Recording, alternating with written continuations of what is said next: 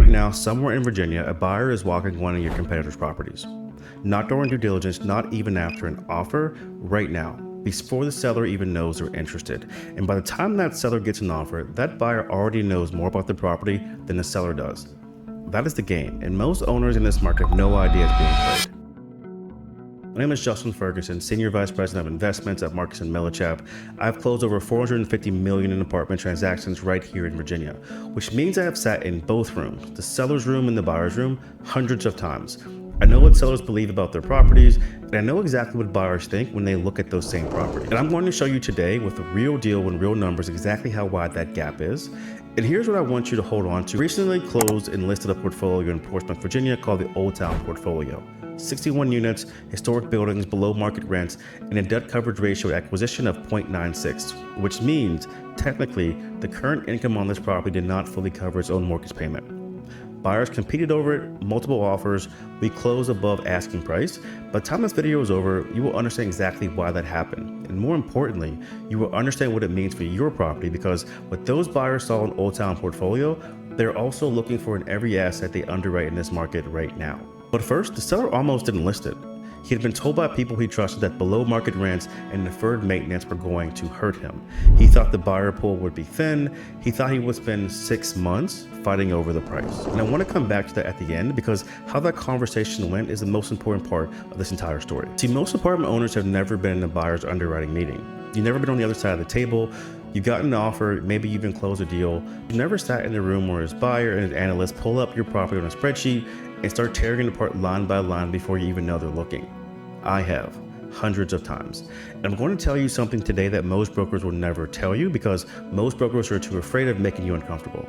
Buyers know about your property, and what you think they know are two completely different things. And that gap, that specific gap, is quietly costing Virginia apartment owners millions of dollars at the closing table every single year. Let me show you exactly what I mean with the real deal. The Old Town Portfolio, Portsmouth, 61 units across 4 buildings, historic properties. We're talking 1880 through 1918 construction. The kind of brick buildings that look incredible from the outside have a lot of deferred maintenance on the inside. The owner held these properties for a long time. He took okay care of them, was proud of them. He had a number in his head that they were worth. So he listed at $4.3 million. That's about $70,000 a unit. Buyers competed over it, multiple offers. We closed at 4.45 over asking price. Here's what I want you to understand about that number. Because on the surface, it sounds like a great outcome for the seller, and it was, but what the buyers were actually underwriting had almost nothing to do with what the seller thought they were selling. The seller was thinking about his buildings, his tenants, his history in the asset, his current income. The buyers were thinking about one thing: the gap. Here's what that gap looks like on paper. Average rent across the 61 units, $800 a month. Average market rent for comparable units, $1,095. That's a $295 per unit spread across 61 units. Annualized, it's over $215,000 in revenue that the property is capable of producing that's not currently producing. That number has a name. It's called a loss to lease. And in this case, it represented 26.9% of the property's gross potential rent. Here's how a buyer reads that number. They don't see $215,000 in missing revenue. They see it as an acquisition at a price that reflects current income that's artificially suppressed with a clear path to a completely different asset. They're buying today's price tag on tomorrow's property, and the current NOI that deals at 4.51 cap rate. Not exciting, barely penciling at current debt service. The debt coverage ratio on this thing was at 0.96, technically below 1, which means current income does not cover the mortgage. Let that land for a second. Below 1.0, buyers competed over it anyway. At market rents with normal vacancy and stabilized expense ratio, the projected year 1 NOI is 429. Same building, same address, that same brick and mortar. It's a 9.9 cap rate on the acquisition price. That's the asset buyers were paying for. They did not buy the property, they bought the distance between 801 and 1095. Now I want to show you why this matters for you specifically, because that gap exists in your portfolio whether you know it or not. Most owners in the 50 to 300 unit range in Virginia have been managing their properties for years, sometimes decades. They have long-term tenants who have not pushed rent aggressively because they did not want to deal with turnover. They may have been reasonable landlords, and in the process of being a reasonable landlord, they have also created exactly this scenario. A property whose current income significantly underrepresents what the market would pay for those same units today. That gap is not a problem. That gap is an asset. But here are the critical points. It is only an asset if it's priced and positioned correctly when you go to market. In the case of the Old Town portfolio, we knew going into that current income story was not the story we were telling. The story we were telling was a value add story. We priced accordingly. We marketed to buyers who underwrote this deal with to market rents, not in-place rents. And the result was multiple offers and a close above asking price on a portfolio where the average debt coverage ratio at acquisition was under 1.0. Now, most sellers work with most brokers would have looked at that 4.51 cap rate and that 0.69 net debt coverage ratio and got nervous. They would have either priced it too conservatively or positioned it in the wrong buyer for the wrong buyer pool. That deal would have sat on the market, that story would have changed, and the seller would have gotten significantly less than what we achieved. Now, let me tell you the first thing a buyer does when they look at your property actually, because it's not what you think. They ignore your current rent roll, not throw it away, ignore it. You look at it the way you look at a menu at a restaurant when you've already decided to order from. It's there, they'll reference it later, but it's not what they're underwriting to. What they're underwriting is to the market rents. But your rents were leased for today if they were vacant and if you were starting over. And the moment they run that number against what you're currently collecting, they know exactly what they have. They know the gap.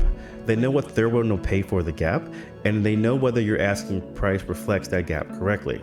The sellers who get top dollar, the ones who close above asking price on the portfolio at sub 1.0 debt coverage ratio, are the ones who broker understood how to frame the gap before the buyer saw it. The second thing buyers do is walk your property before they tell you they're interested. Not during due diligence, before the LOI, before the offer. By the time you receive a serious offer, a buyer has already seen everything about your property that you either don't know about or have already stopped noticing because you drive past it every day. Deferred maintenance, the HVAC units that are original in 1990, the parking lot that needs work, the windows that need replacing. Buyers don't make your distinction between urgent and not urgent. They price everything at replacement costs, assume worst case on timing, and build it into their offer as a capital reserve. A buyer who sees $400,000 in deferred maintenance doesn't offer you $400,000 less. They offer you $700,000 less because they're pricing the carrying cost, the operational disruption, and the risk premium on top of that. So if you had known that they were going to do that, you might make decisions different before going to market. The third thing is what happens in the first 90 days of your property on the market. And this is the one that matters the most. There's a window when your property first comes to market where you have maximum leverage. Every qualified buyer knows it's available. Nobody knows what's going to trade for. You have something rare in commercial real estate, genuine optionality. That window is approximately 90 days. After that, the market has a memory. And if your property hasn't traded in 90 days, buyers start asking why. They assume the price is wrong or something is wrong with the asset, where prior buyer looked and passed. Every day you sit on the market past that window, the story about your property gets worse, not because anything changed about the building, but because the market's perception of it changed. The sellers who win are the ones who price it right, position it to the right buyer pool, and move through that window with momentum. The sellers who lose are the ones who come to the market at the wrong number, burn the window, and negotiate from weakness against buyers who know they have nowhere else to go. I want to come back to the seller, the one who almost didn't list the Old Town portfolio. He'd owned the building for years, he knew every tenant, he knew he had put money into them, taken pride in them, watched the neighborhood change around them, and when the conversation turned to selling, his first instinct was that below market rents and deferred maintenance were going to be used against him. That buyers were coming low and he would spend months defending a number that felt unfair. What changed his mind was the one conversation, not a pitch, not a presentation, just a single question. What do you think a buyer is going to do with the gap between what your units rent for today and what the market would pay for tomorrow? When he understood that gap was not the liability, but the gap was exactly what buyers were paying a premium to acquire, the whole conversation shifted. He stopped defending his current income and started understanding his future value. And from that point forward, the only question was how to position the asset to the buyers who would pay the most for that future. Multiple offers, close above asking price, a seller who almost said no, walking away with a number that exceeded what he thought was possible. And that is not a lucky outcome. That's what happens when a seller goes to market with full information instead of half of it. So if you own a property in Virginia, Richmond, Hampton Roads, anywhere in this market, and you want to know what your gap actually looks like, what a buyer is going to underwrite your asset at, and what positioning would look like before you go to market, that's a conversation I do every single day. My information is below in the description, and if you're not ready for that yet, watch the next video. I'm going to show you how exactly we run the buyer's analysis on a Virginia multifamily deal, line by line, real numbers, so you can see the gap on your own property before anyone else does.